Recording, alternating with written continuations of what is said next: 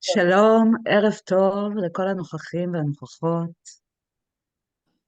טוב, Since it is not a lecture, it is a conversation, then we would like that whoever it is possible for him, that he can open his camera and we can say a little hello. And if you have your name in Hebrew, you can change it to English. That would be enough. Also.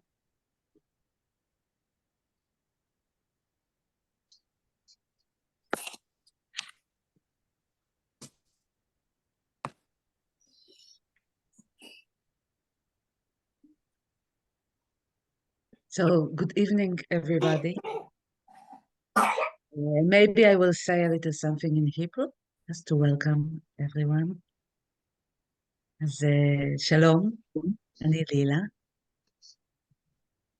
ואיתי פה סיוון,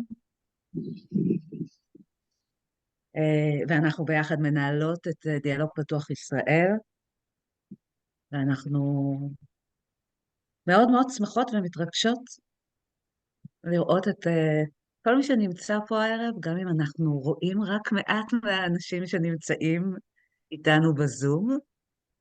שלום. התכנסנו לקראת שנת הלימודים הבאה בדיאלוג פתוח, שתהיה השנה הרביעית, שבה הקורס הזה מתקיים בישראל, וזה סוג של נס קטן כל פעם שזה קורה, כי באמת מדובר באיזה, בהתארגנות, דיאלוג פתוח היא התארגנות שצמחה מתוך השטח. היא לא מקבלת מימון ממשלתי מאף אחד, ולא מקבלת תמיכה, ובכל זאת היא פועלת כבר 7 שנים, ומצליחה להתברג להרבה מקומות בתוך בריאות הנפש. הבוגרות והבוגרים שלנו נמצאים בחזית החדשנות, והמפגש עם מי שהם אולי הבוגרים או הבוגרות הבאים תמיד מרגש. And especially today that we have our teachers, Ray Weddingham from England and Isol Tromali from Ireland, that they are not only our teachers, they are also companion and guidance to Open Dialogue Israel by working with us through the implementation that we are doing and through our pilot and through seeing this community becoming a professional community. So we thought it would be a good idea that we'll start with a few of our questions, like questions that we tend to get about this year, and then move to your questions, because actually they are the most important questions. But I would love it if you would like to introduce yourself, Isolt and Ray, with your own words and voices.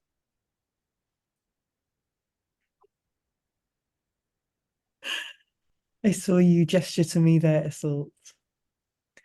I hope you can hear me okay. I'm in a hotel in London and there's traffic outside. So if it gets too annoying and there's sirens, just tell me to stop. My name is Ray. What to say? I guess my journey with Open Dialogue started in my own experience as someone who's been diagnosed with schizophrenia and struggled with voices and visions and unusual beliefs and trauma and lots of other things. My experience in the mental health system wasn't so good. And from that experience, I got the passion to try and create alternatives and be part of a change where people had more ethical and responsive ways of meeting people in crisis. I began to be part of the Hearing Voices movement, which I know is now started in Israel, which is fantastic. a movement of people who have voices or visions and work alongside professionals as well in a collaboration to understand these experiences and create safe spaces to talk about them. And through that, I met Open Dialogue, trained as a practitioner, worked in the public mental health system in England, and am now a trainer and supervisor within that. And I'm really glad to meet you. It's been a real honor to be part of Open Dialogue Israel's journey and development alongside Iseult and Leela and Savan and so many others. And later, if you have questions about where I've come from, I'm really happy to answer them, but I don't want to go on for too long. And Iseult may have many more interesting things to say. I'm not sure more interesting, but I will talk. I saw the translation has come on. Does anybody need an explanation of how to use it, or no? That's all clear. Okay.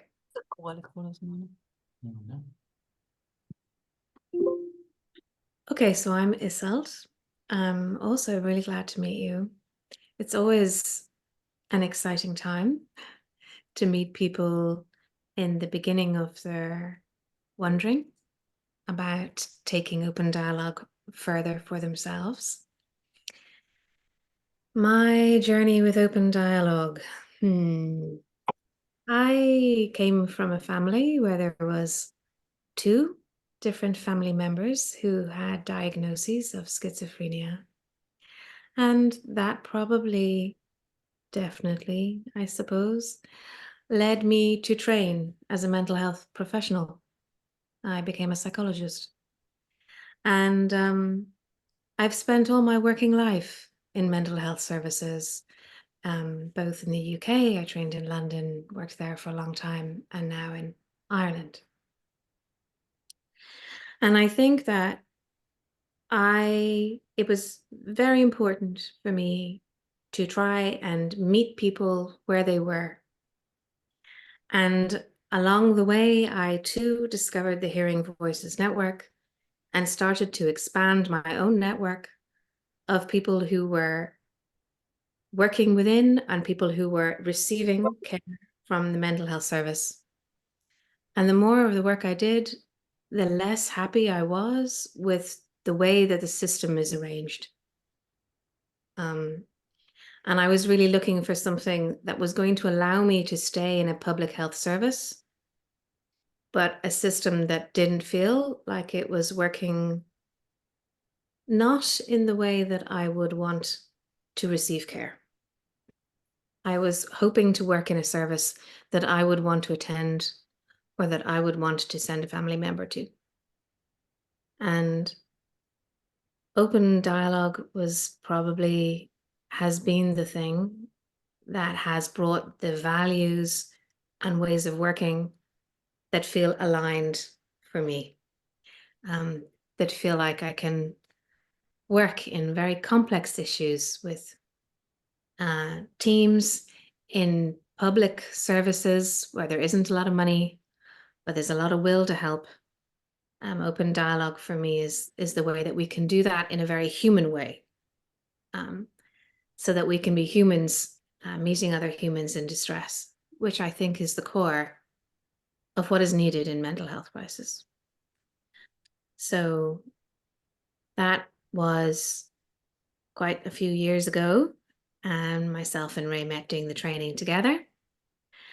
And all that time I was establishing an open dialogue service here in Ireland, but also quite soon, because there weren't very many international trainers at that time, working with services elsewhere in the UK, in Australia, in Europe, and other places in Ireland. So I'm really passionate about thinking how open dialogue and its values and practices, how can they be translated into different contexts? How can they work in different cultures?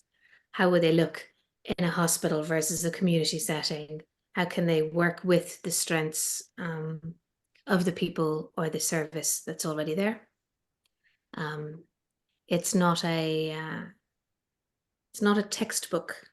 It's very much more values led and helps us think about how we want to be. There's a lot of skills involved, but yeah, I'm kind of really passionate and excited about that, and that's probably enough for now, I think. Yeah. I wanted to ask you to, since you both had quite a lot of experience in working with mental health when you arrived to Open Dialogue, if you can say something about what Open Dialogue gave you that was different than the way you worked before.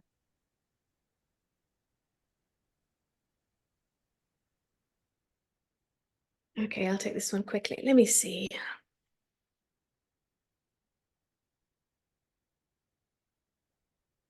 In some ways, you know, when I describe Open Dialogue to other people and when I met it for the first time myself, it wasn't so different. It makes sense. You're like, oh, they try to meet people quickly. They try to listen to people. We try to meet people with the people who are important to them. There's a piece where it's not new.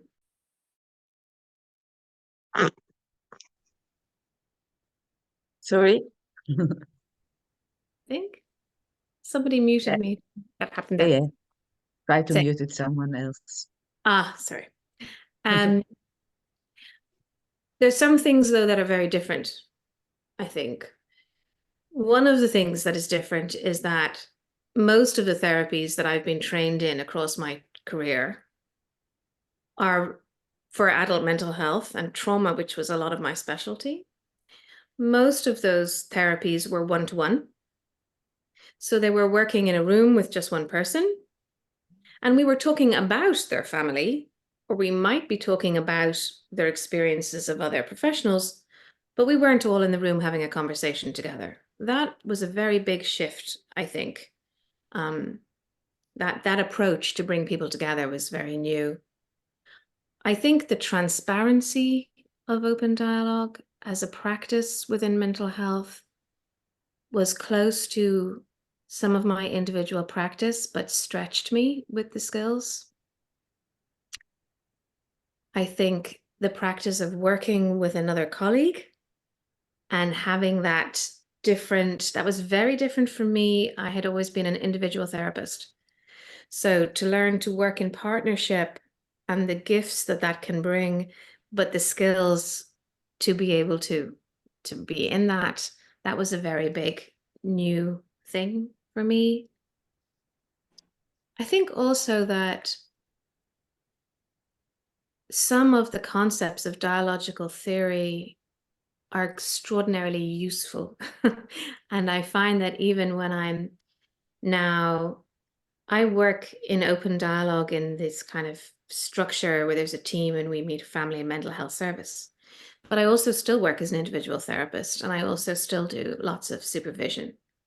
But I find that the dialogical model is the model that I use the most. It has become my core place to sit, even with individual work and even with other forms of meeting and training. So in the 1 year, we do try to start to introduce people to some of the beauty of that theory, because I think it has a lot to offer. Yeah, sorry, there was a lot. That was a lot. It was interesting. But Ray, would you like to add something about what was it for you? Yeah, a lot is similar to what Iseult says. If I try to find more, I think it may sound strange to say it, but when I worked individually with people or even facilitating groups with a colleague, I'd often come up with questions with a purpose to help people move. And I had clever questions and clever ideas. And what open dialogue gave me was an appreciation of the wisdom of the people I was working with. And so less of my work now is about me finding the solution or finding the thing that's going to help things shift, and more holding a process where we're gathering wisdom together and things move or not without me pushing them, and developing that trust in people. I think also the reflecting process where we turn to our colleague and we share some thoughts and feelings about what we've experienced and what we've heard in the room. That's something that felt very odd when I began training, but is now something that breathes life into the meeting, that adds extra voices and kind of some space for people to hear their words back. And it feels like a very precious part of the work. And that's new for me. But the values were very similar. And so I think it gave me a vehicle or a method or an approach that helped me work in line with my values. So it wasn't completely new.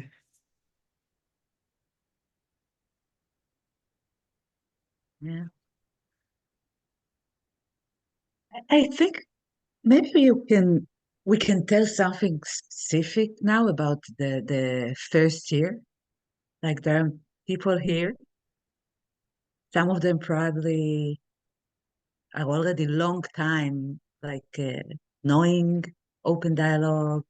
And I see some people here that I recognize from our introductionary seminars. And I think it's always hard to describe what is happening in this first year, what you can expect if you sign to open dialogue foundation training.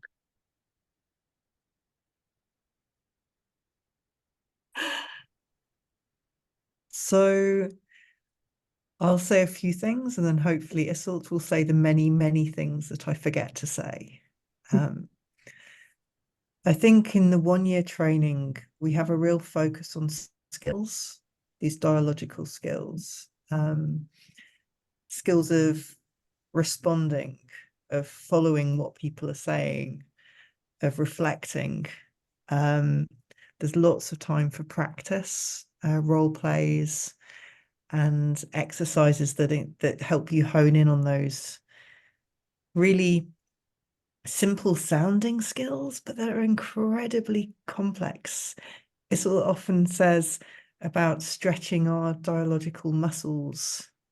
And I think there's something about the foundation training that helps you stretch those muscles and work them and then bring it together within the context of a network meeting. We look at some core principles in dialogic practice, things like polyphony, the many voices, and how that works within a network meeting. So working with different ideas, different beliefs, things that when people in a network have very strong different ideas about what's happening and how to understand it and what should be done, how do we navigate that? How do we plan in a collaborative way, in a dialogical collaborative way? So we'll be looking at lots of that. We also have community of practice days where you get to connect with some of the theory ideas together with your colleagues on the course, and do reflective practice exercises where you're really thinking about how are you putting this into practice within your own context, your own work, and sort of supporting each other in that and building a community. Iseult, is there anything you want to add? You've done a good job, I think. One of the things that as a training team, myself and Ray bring is a real we have a real interest and an honoring of lived experience wisdom. That is the wisdom of people from all parts of experience of mental health service, but especially those whose voices weren't heard so much, people who have been clients of the mental health system, for example. And the other thing I think that we have prioritized in thinking about is the impact of trauma, and thinking about open dialogue as it meets the trauma of the network or the person, or in fact, the facilitators. I think it's impossible to do mental health work without carrying some awareness of this. And open dialogue approaches it slightly differently. So that's something we also go into more depth in the longer training, but we do touch on it in the 1 year.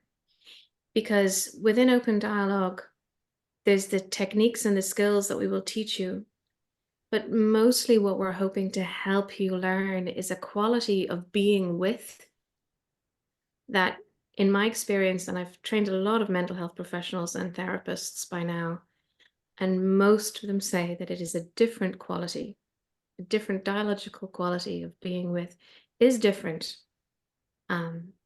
to what they have sometimes found with other therapeutic approaches. And in relation to that, I just want to acknowledge the time that we are in and that you are living through in Israel, and what it might mean to be somebody who offers to listen to your compatriots, to your other citizens in your country, when you are all going through this experience of war together. We are very aware of this. We are still supervising a lot of our past students, and we are sitting, supervising, and still teaching our advanced students right now. And so just to say that actually a lot of the work of the 1 year while we're learning skills, it's also a year that is designed to give you some space and voice for yourself to learn how it is to be listened to.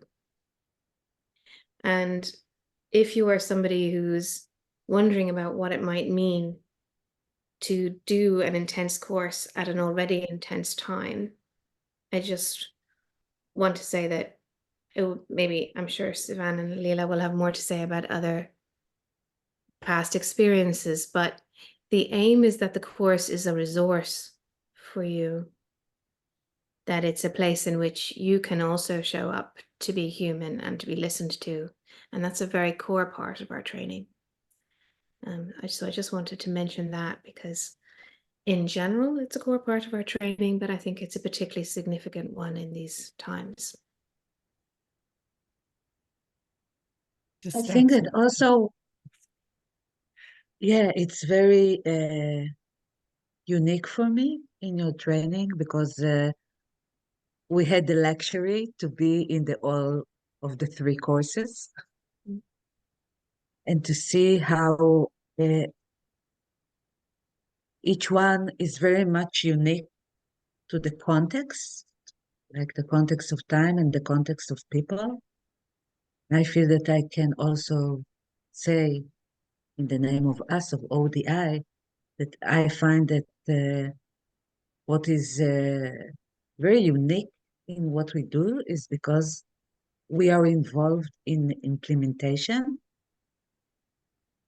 and people bring to the course very live issue, not only theoretical issue, and also work on their specific path with open dialogue in their own service.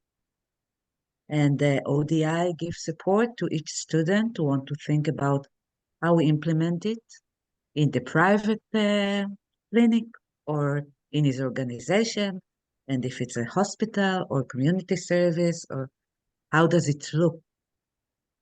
And there is something about this principle of flexibility that is initial to open dialogue and very much present, I feel, in the way that you teach. It's very much like feeling the pulse of each group, and it's carry on in that when you come to learn, you are part of a context and you are part of a community, and we see many ways that our different courses support each other and learn from Isolt and Ray how to help each other practice to develop like this principle of learning community is very strong.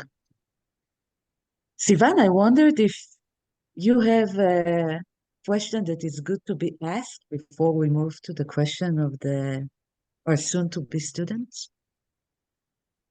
I feel like I'm very curious about what people here have to ask and the different levels of familiarity with open dialogue and generally with our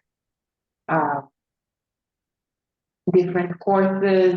You know, we've mentioned that some of the people here went to the introductory workshop. We've mentioned the advanced course, and I just have the need to maybe orient, but maybe it's just my need.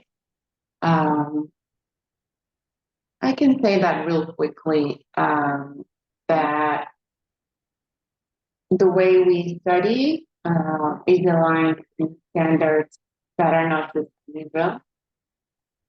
And together with the 2 days of introductory seminars, this course holds 20 full days.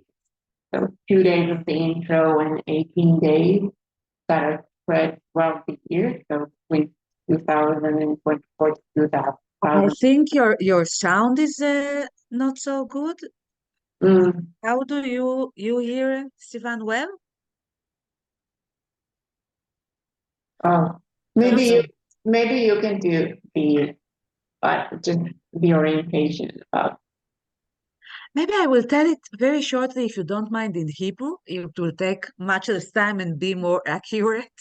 I was putting my hand up to ask you to do that because it might be easier for everybody. Okay. אז באמת סיוון הציע קצת לתת איזו אוריינטציה על מה זה לימודים של דיאלוג פתוח בישראל. הלימודים של דיאלוג פתוח בישראל הם עומדים בסטנדרט בינלאומי, והם לקוחים מהמודל האנגלי. בעצם, כשדיאלוג פתוח התחיל לצאת לאירופה, האנגלים התחילו מחקר מאוד גדול שהסתיים שנה שעברה, ותכף עומדים להתפרסם התוצאות שלו, האודיסי, והם לקחו את הלימודים בפינלנד שהם של 3 שנים, והם פירקו אותם, וזאת הסיבה שאנחנו לוקחים רק אנשים שיש להם כבר ניסיון בבריאות הנפש, כי הלימודים של השנה אחת, הם יושבים כבר על איזה שהם מיומנויות קודמות. אז היחידה הראשונה בלימודים היא בעצם הסדנה המבואית, שהיא פתוחה לקהל הרחב. רבים מכם כבר עשו אותה, סדנה בת יומיים. ואז יש שנה, שהיא השנה של הכשרת בסיס, כן? שהיא שנה של 18 ימי לימוד. שבעצם עליה אנחנו מדברים היום. שעליה אנחנו מדברים היום.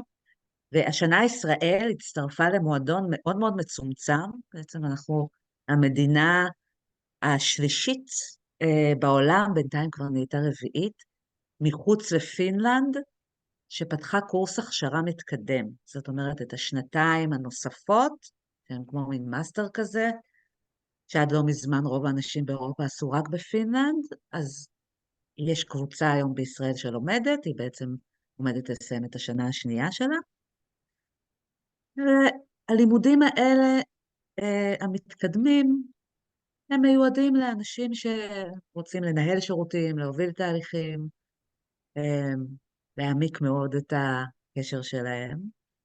סיימו בעצם 120 פרקטישנרים אצלנו ב3 מחזורים. הם נמצאים בכל טווח השירותים שקיימים בבריאות הנפש בישראל. לא מעט הם עובדים בשוק הפרטי.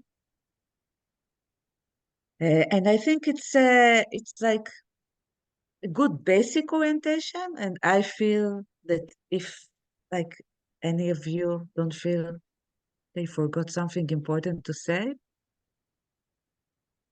if not, I feel it would be a good time to hear you guys and your question or anything else that you would like to ask or share.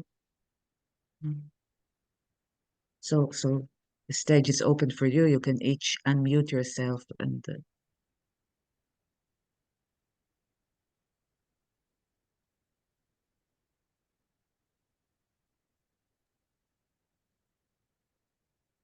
So I would like to ask, if no one else is jumping in, how do you see the ideal facilitator or moderator, practitioner, the one who actually guides the circle of open dialogue? And I say the ideal character-wise and professional-wise, is he or she necessarily should be come from the background of being a psychotherapist or a psychologist, or not necessarily so?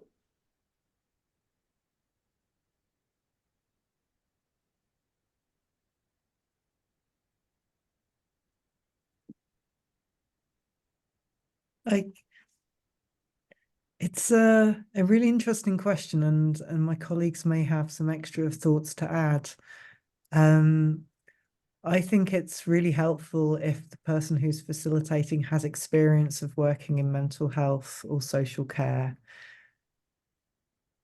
But that could be in lots of different ways. So it may be someone who's already a therapist or a psychologist or a psychiatrist or an occupational therapist. Might be someone who's a peer support worker.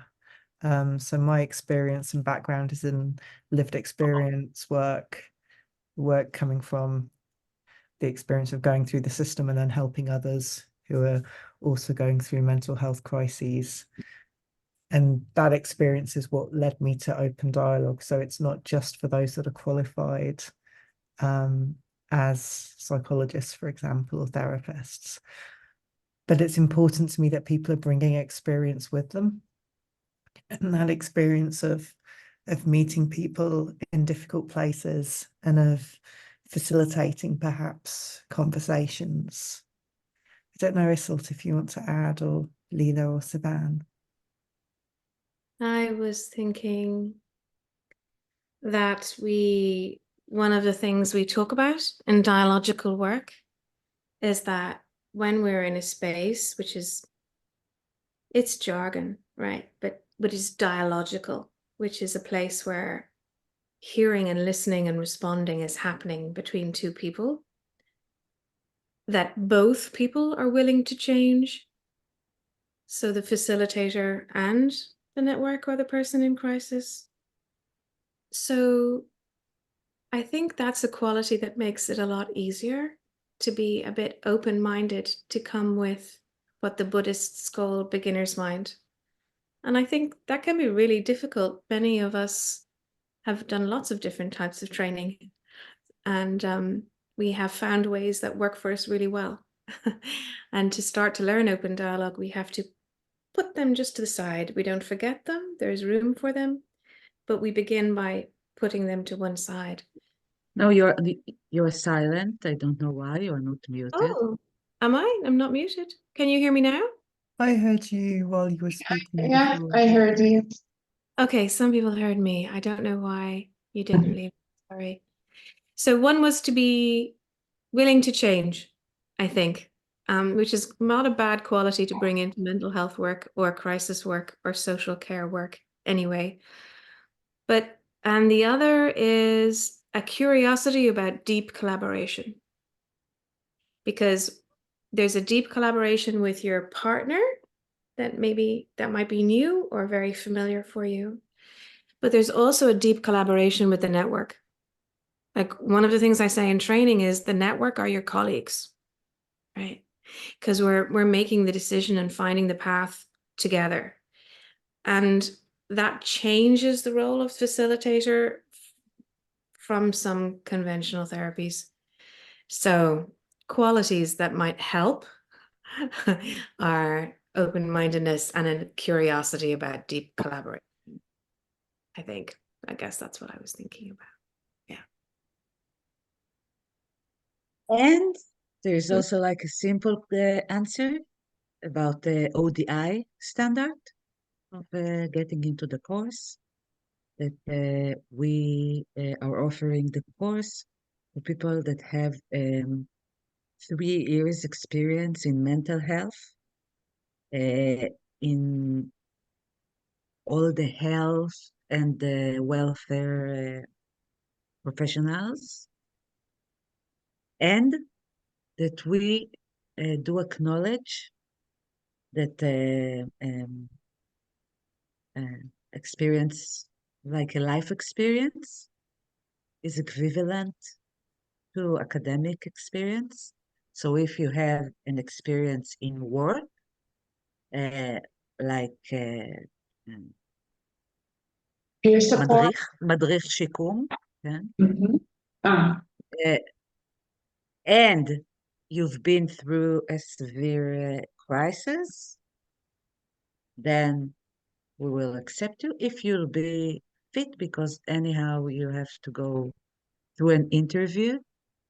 Yeah, so this is like the simple answer. Thank you.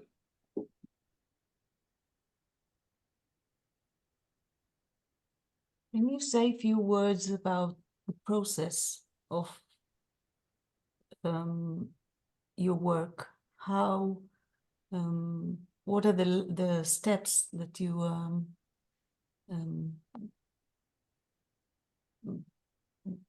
going with I don't know, it's a family or other workers? If you can say something about the process itself.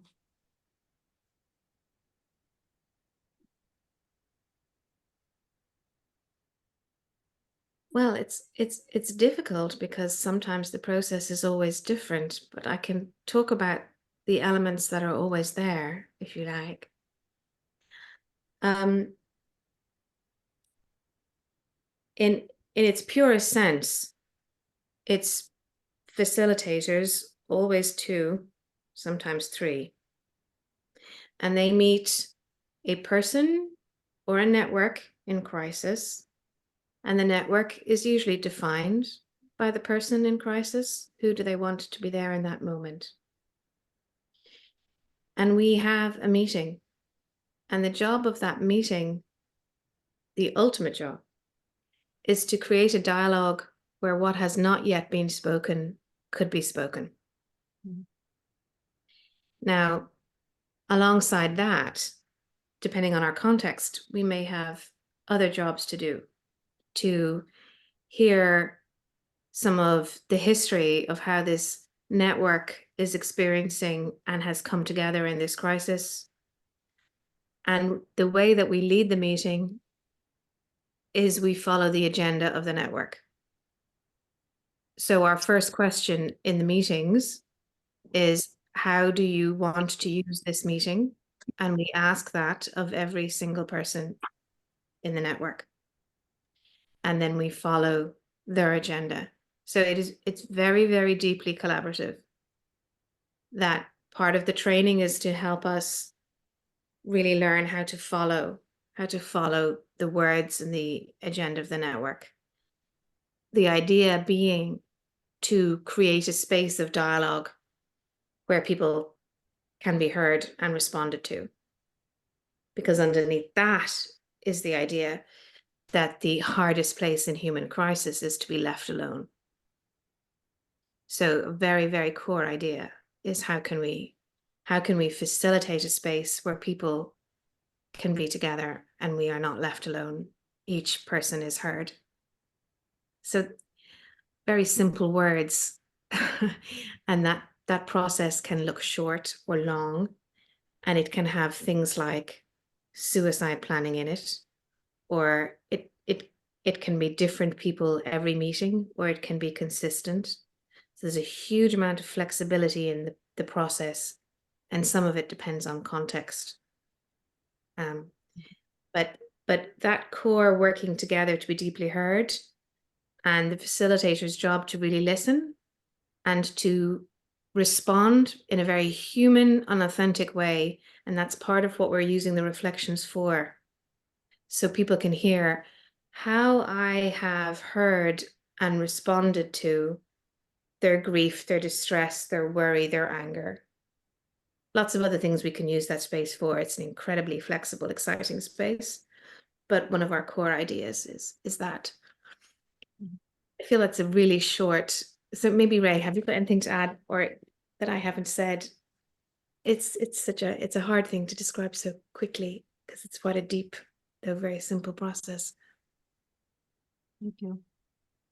Not much to add. I think because, yeah, the specifics when you're working with a network are so unique, and to zoom out can make it seem airy and fair, light and substantial. I think there's something for me about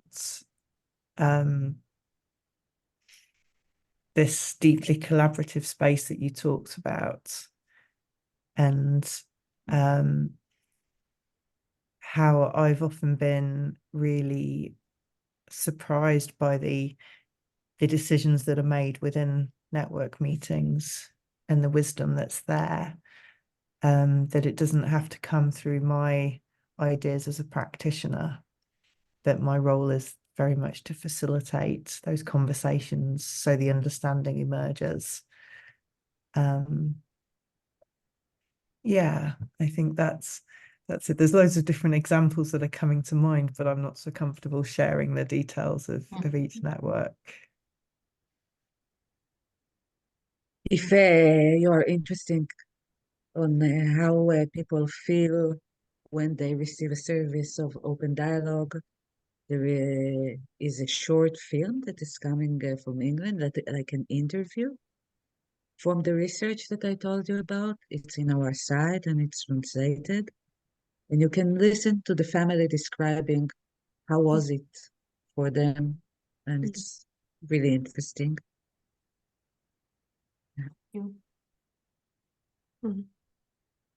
Yeah, any more questions about something?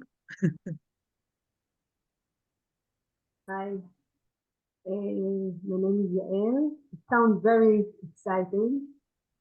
You can hear me? Okay. I'm interested in whether there are cases where you felt that the method was not suitable, that you cannot use it. That's the first question. And the second, if it's even possible to have a dialogue with those who do not speak openly. Families who have some difficult to talk, to share feelings, and how you know, because it isn't interesting me how long this therapy is going to be, as a group.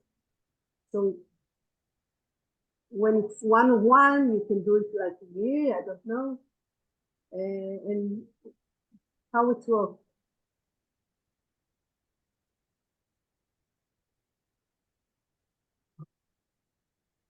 I was thinking, Isolde, that I might take the first question about when it's maybe not so useful.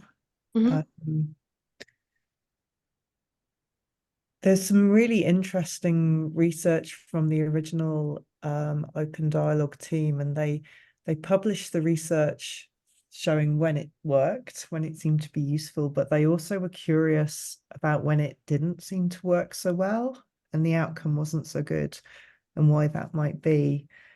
And one of the things they found was when the practitioners were unable to stay in the present moment, where there was real worries of violence, and the practitioners perhaps were unable to themselves to stay dialogical, then the outcomes weren't so good. And I think that's my learning as well. If there's a situation that feels beyond my capacity to hold it as a facilitator, if I'm unable to remain present in that, then I'm not going to be particularly useful to the network.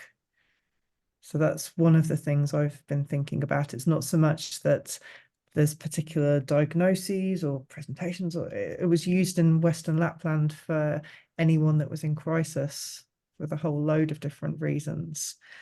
But there's something about my skills as a practitioner and how am I able to be present and grounded and to navigate these situations. And I'd also say that open dialogue isn't itself the be all and end all. I don't know if that translates as a thing.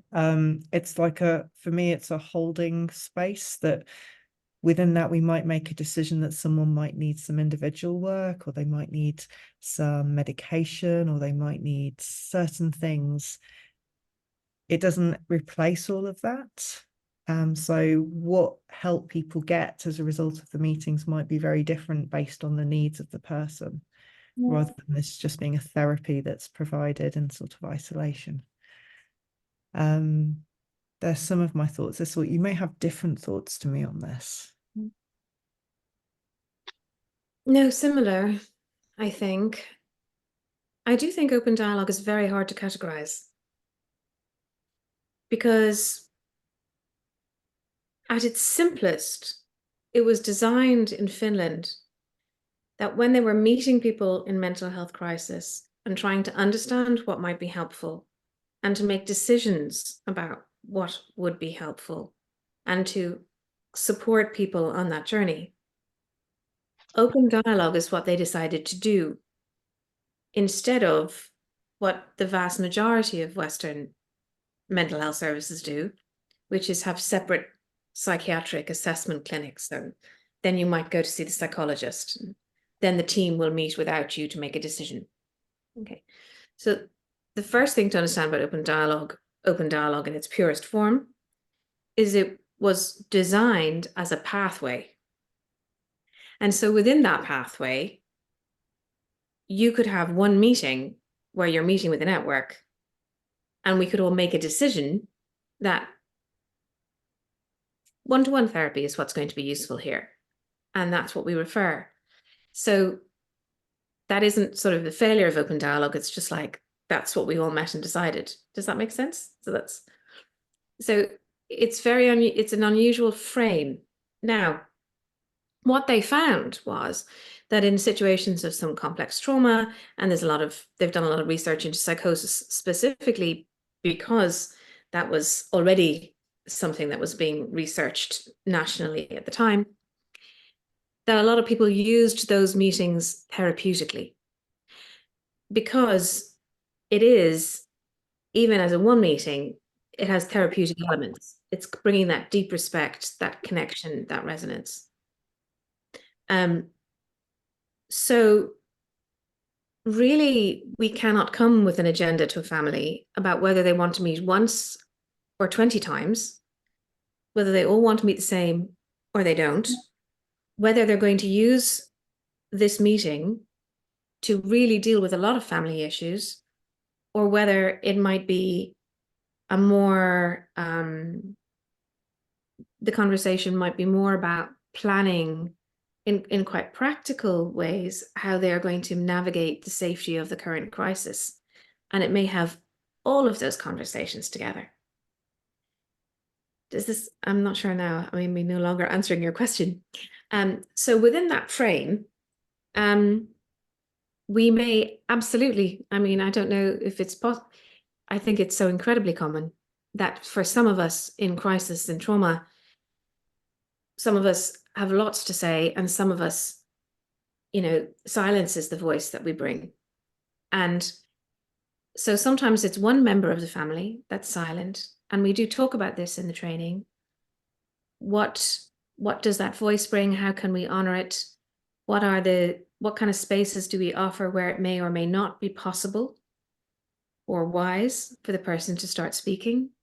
There's so much we don't already know about the network. And you see, at the end of every meeting, we say to the family or the network, do you want to meet again? So I don't have to worry too much. I can kind of do my best to facilitate the meeting and offer an open dialogue in the best, most ethical, most authentic way I know how. And then at the end, I say to the family, should we meet again? Does that make sense? How long should it be? Who should be there? And they can be like, you're lovely, but we're not, this is not what we want right now. Or they can say, awesome, let's do it again. And so there is a piece that there's such a variety of journeys people can take with open dialogue. And in our clinic, we had some families who worked with us for 2 years. And we had some people who came for one session. I was working in a mental health service where people were coming in from the GP in crisis. So a huge variety. So this is why it's a difficult question. It's an awesome question, Eyal, but it's also a really difficult one because it's so deeply collaborative. We're offering, and then people get to vote and choose and decide how they want to use the meetings, what they want to need to talk about, and how long they wish to do that for. So it changes the frame, I think, for exactly how we might contract other forms of therapy, where we are probably designing pathways of consistency or regular times or whatever it might be. Yeah, we're co-creating that with each family. So that looks a bit different every time. I'm afraid we may have confused you more than answered your question, but there we go. And I will like to add, I heard you were saying, Yael, is it only for families who knows how to talk? And my experience teach me that no. And that also many families who considered not talking or not collaborative with the therapy or were talking when they were listened differently or when they had the gaining back their authority to choose what is the topic of the conversation, the way they want to address it. And it made me wonder about many people I met as a social worker who were considered like not good clients and what was my share in it. And I feel this is important to be said about learning open dialogue, that I feel that I don't only feel, I see in our community that it's not only about open dialogue, like the skills of being dialogic. People are describing it as a transforming of all the work they do when they meet people, not only in this form of team. And I can say I am a therapist, not as many years as Isolt, but I am already a therapist 20 years. And I feel that my clinic, like my one-on-one practice, changed a lot since I've started to learn open dialogue. And I feel it's a very important skill for everyone who meet people, and especially people in distress. And in this time, I think it's becoming even more important because many people that we meet and they didn't come as a mental health clients, or they didn't come like in a crisis, but crises are happening unexpectedly all the time, and they will happen more in our soon future, unfortunately. Any more questions? Where we are like starting to get almost to the end of our meeting, and I would really love if somebody have something to say or to ask for them to have the place.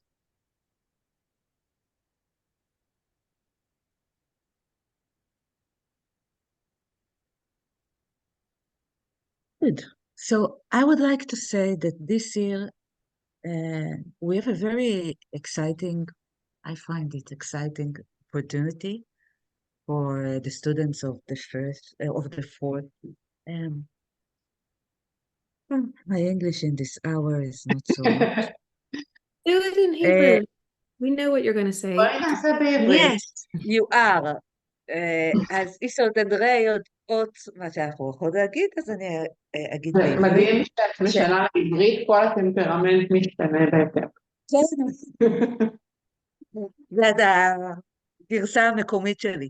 אז יש לנו פיילוט בבית החולים מזור, שצמח וזכה להיות ממש מרפאה דיאלוגית שנפתחת בימים אלה, וזאת פעם ראשונה בישראל, שתקנים ממומנים על ידי משרד הבריאות, 2 תקנים, לפרקטישנרים דיאלוגיים. זאת ממש מרפאת יום שהיא כולה עוברת תהליך להפוך להיות דיאלוגית, כי אם דיברנו על מה זה להיות דיאלוגים, ולתת שירות של דיאלוג פתוח, והמרפאה הזאת מציעה לתלמידי המחזור הבא אפשרות בעצם לעשות פרקטיקום.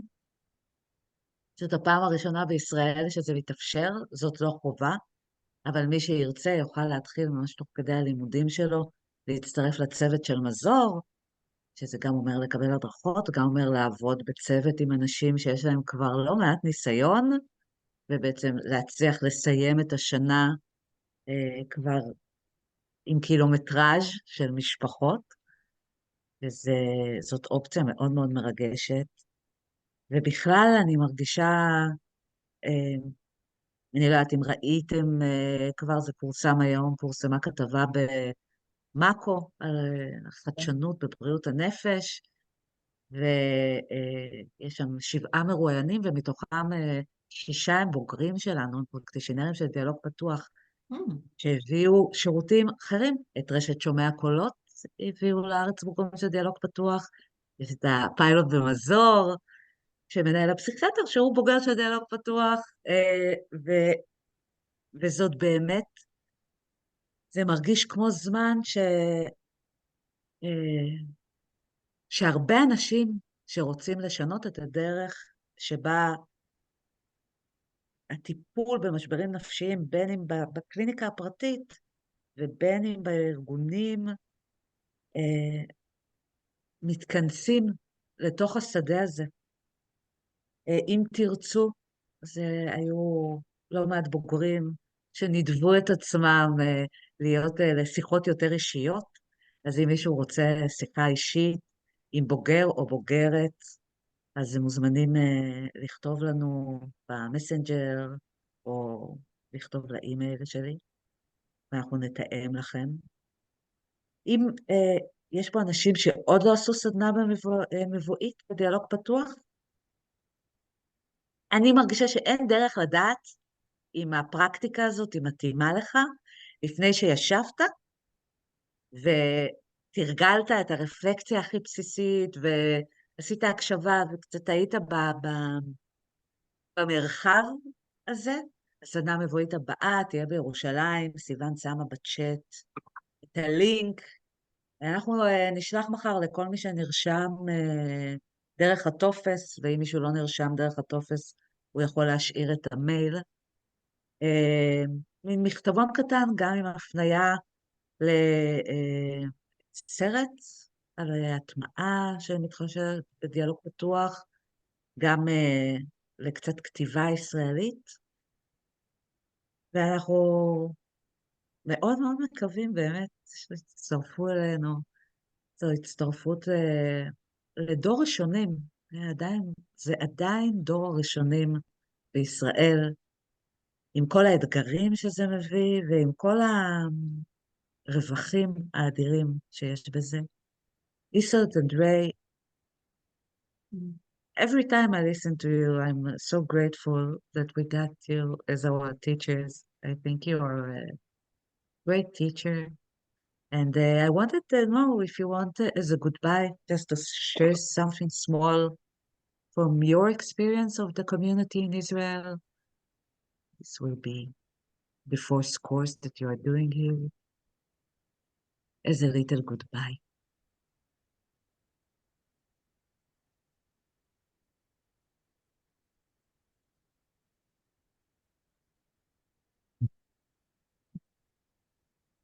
Oh, that's a big question, a little something.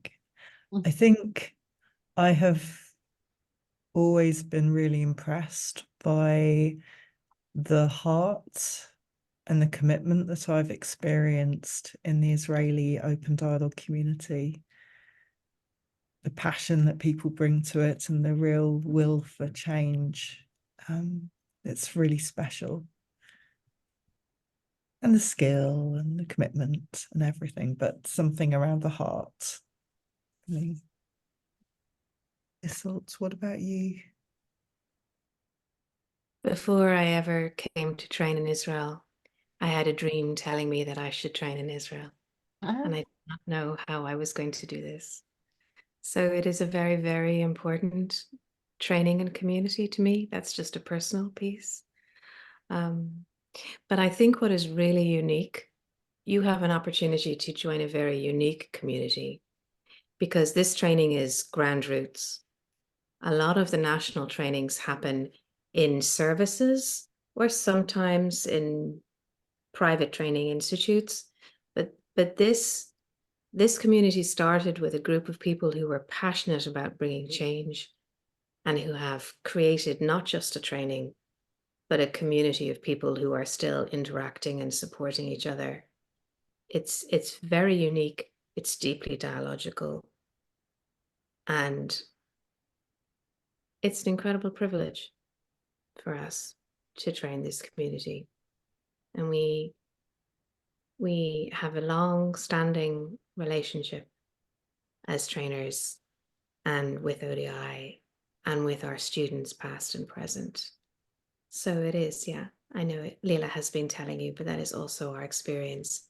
It's a training, but it's also a very collaborative and supportive community that is bringing change right into the heart of the psychiatric service in Israel as well.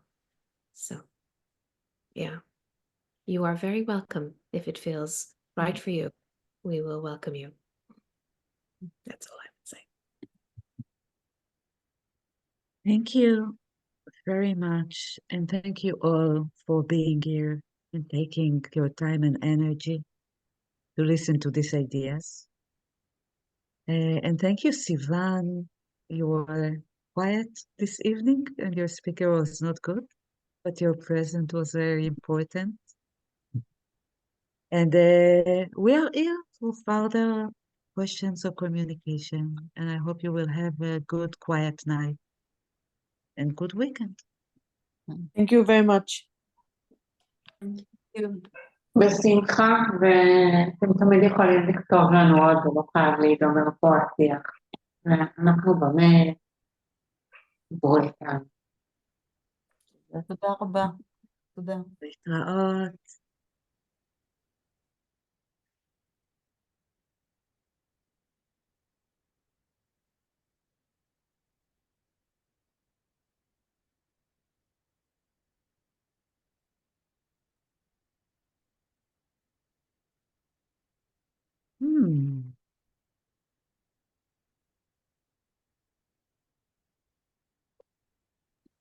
You've got, oh.